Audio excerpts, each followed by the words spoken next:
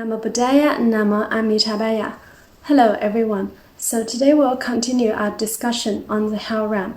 So in the last video we talked about the 8 major hells and the kind of suffering that beings will experience in the hell realm. And people said, I may be scaring a lot of people, but if you believe in the Buddha's words, so hells do exist and the kind of sufferings that beings experience there are real. And why is it relevant to us? It may not seem to be relevant to us in this moment when we are living in the human realm.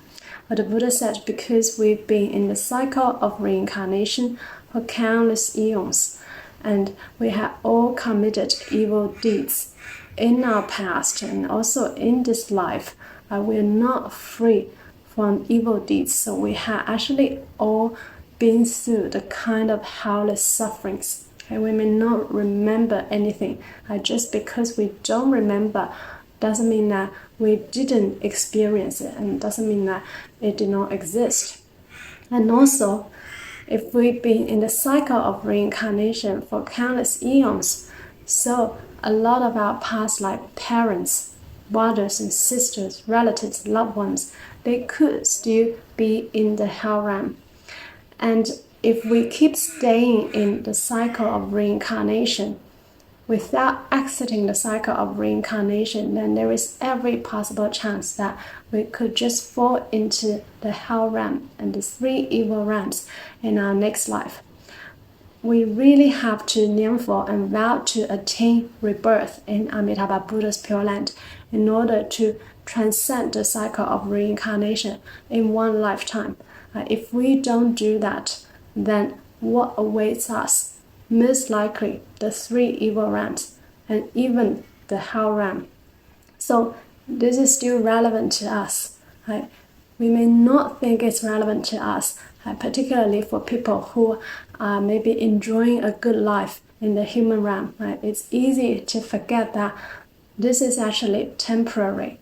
And if we don't Nyamfo and vow to attain rebirth in Amitabha Buddha's Pure Land, then what awaits us in our next life is most likely in the 3 evil realm and even the hell realm. I'm not trying to scare anybody, but this is indeed the truth.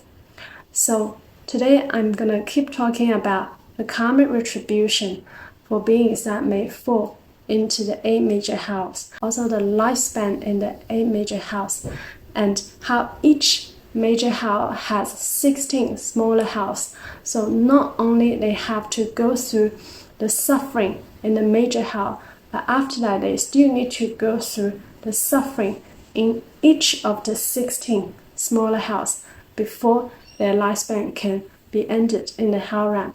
So the suffering in the hell realm is really indescribable, unbearable, extremely horrifying. And this is actually happening, and it is real. So I'll talk about the karmic retribution for beings in the 8 major hells in general. So for those who fall into the hell of thought or reviving are those who commit evil actions, speech, and mind, and those who are fond of killing. So in the hell of thought, they will be killed by each other.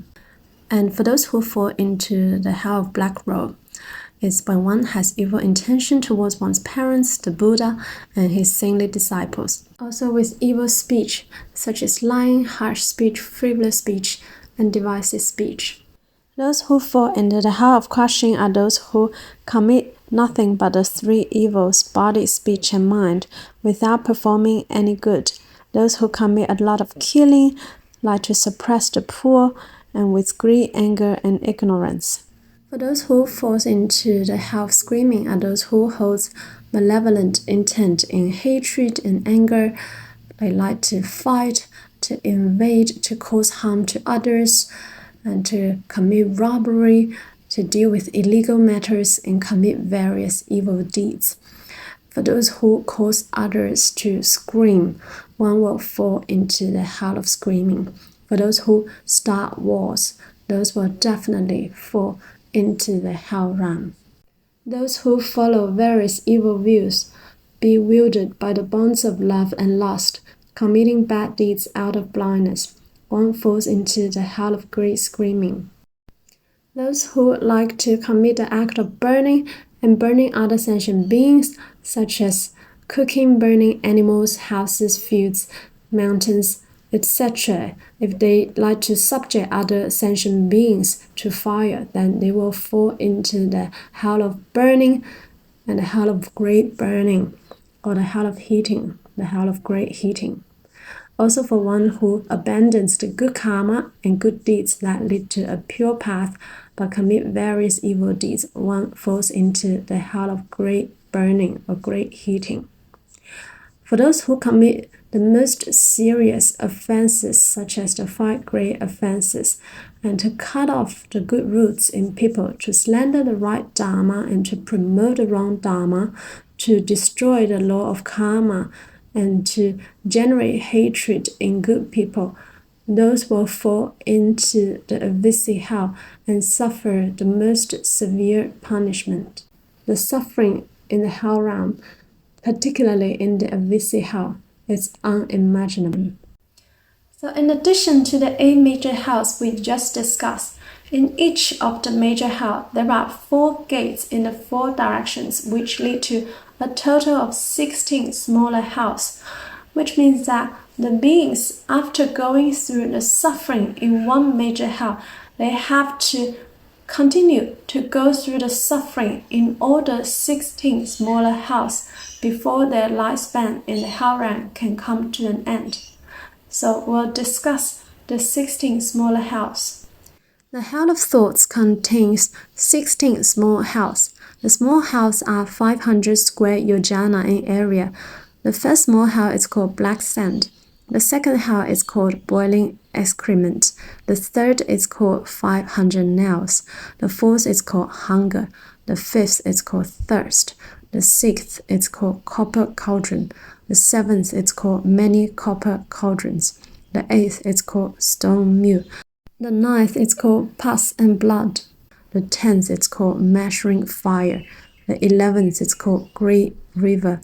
The 12th is called iron balls. The 13th is called asses and hatches. The 14th is called jackals. The 15th is called sword tree. The 16th is called cold and icy. Sentient beings who complete their respective periods of punishment emerge from reviving hell and flee in terror, seeking to be rescued and protected. Without knowing, however, they are drawn by their past actions and immediately arrive at black sand hell, where a hot wind rages, blowing out clouds of hot black sand. Not only does the sand stick to their bodies, turning them as dark as black clouds, but it sears the skin, eating away the flesh and penetrating to the bone. Now their bodies send up a dark smoke, which revolves around the body and returns back into it, eating at it from within. Sinners necessarily undergo this punishment for their actions and are prevented from dying until their offenses have been fully expiated. After undergoing the torments of this hell for a long time, they emerge from black sand hell and flee in terror, seeking to be rescued and protected. Without knowing, however, they are drawn by their past actions and immediately arrive at the hell of boiling excrement, where hot iron balls lie in the way. When sinners enter, the iron balls appear and cannot be evaded. As soon as it touches them, the intense heat burns every part of their bodies. The sinners cannot help opening their mouth, and then the hot balls scald their lips and tongue and throat down to the stomach. Wherever the iron balls touch them, they eat away the flesh. Moreover, there are vermin that feed on iron and they gnaw on the bodies, penetrating the bones and marrow. The sinners experience immeasurable hardship and suffering, but they must undergo this punishment for their past actions and are prevented from dying until their offenses have been fully expiated. After undergoing the torments of this hell for a long time, they emerge from boiling excrement hell and flee in terror, seeking to be rescued and protected. Without knowing, however, they are drawn by their past actions and immediately arrive at the hell of 500 nails. When they enter, the gods immediately hurl them to the ground. one by one, they're taken and stretched out over hot irons, and nails are fastened through their hands and feet and every part of their bodies, numbering 500 in total.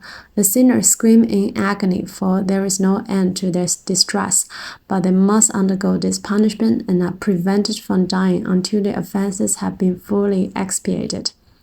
After undergoing the torments of this hell for a long time, they emerge from 500 nails hell and flee in terror, seeking to be rescued and protected. Without knowing, however, they are drawn by their past actions and immediately arrive at the hell of hunger.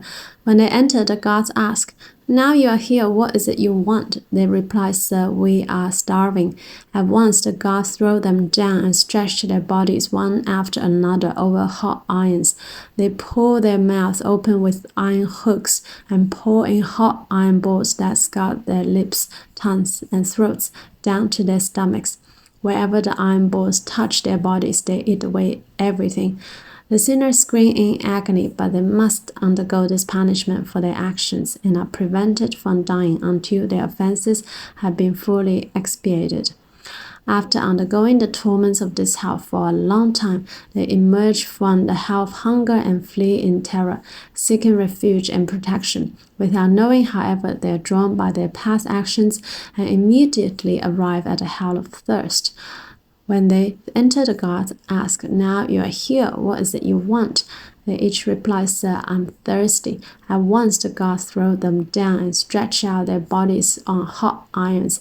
They open their mouths with iron hooks and pour in melted copper that scalds their lips, tongues, and throats down to their stomachs.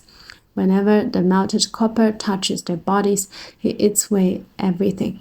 The sinners scream in agony, but they must undergo this punishment for their actions and are prevented from dying until their offenses have been fully expiated.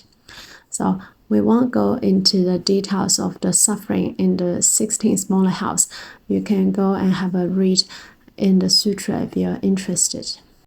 So in the next video, we'll look at 10 major hells and other types of hells and how we can possibly save beings from the hell realm. Namo Buddhaya, Namo Amitabha.